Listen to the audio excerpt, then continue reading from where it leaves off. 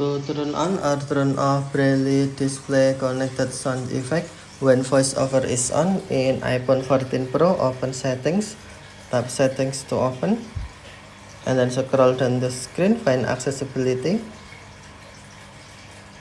Next, tap Accessibility, and then select VoiceOver,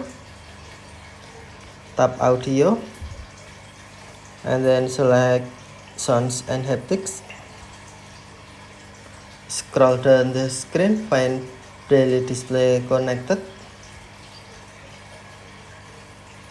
and then tap Braille Display Connected, and then on sound, tap switch until green to turn on, or tap switch until gray to turn off Braille Display Connected Sound effect when voiceover is on. Tap switch until green to turn on, or tap switch until gray to turn off. Okay, thank you for watching. Have a nice day.